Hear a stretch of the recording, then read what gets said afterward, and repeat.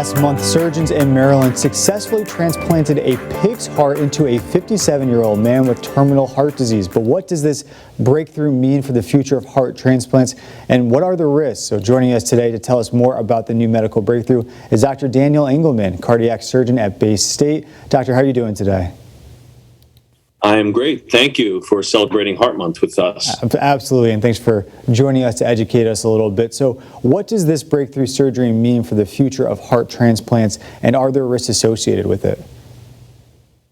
Sure. Well, we don't really know. This is one-of-a-kind surgery. There are presently 10,000 people in this country waiting for a heart transplant, and we don't have enough donor organs for them.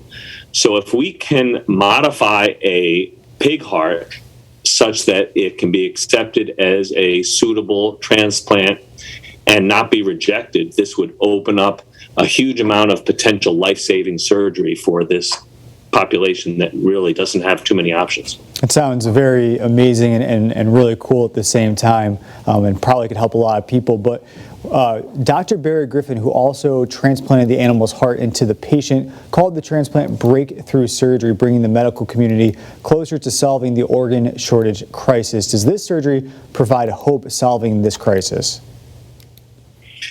It's almost too early to answer that. We need to see whether this patient can survive long term. So far, this patient's done well, but only 3 weeks after the transplant.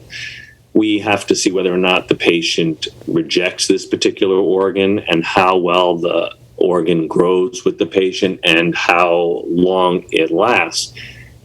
Typically, you really won't know for many months, and you need more than one patient. We have to look at a much larger sample size to see whether this will be as great as we're hoping.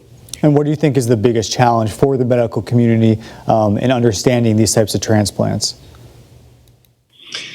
Well, it's not just hearts, by the way. It's also kidneys. There are 90,000 people right now waiting for kidney transplants. So if we can modify pigs in such a fashion that the organs are never rejected, this can open up a whole new area of therapy. Right now, for hearts, the best thing we have for most people are mechanical circulatory devices, and they're bulky, they require anticoagulation, and they have their own intrinsic problems. So we're really hopeful that maybe this opens an entire new field for patients with end-stage heart disease. Okay, sounds very promising. And Dr. Engelman, that is all the time we have, but thank you so much for joining us and educating us. We really appreciate it.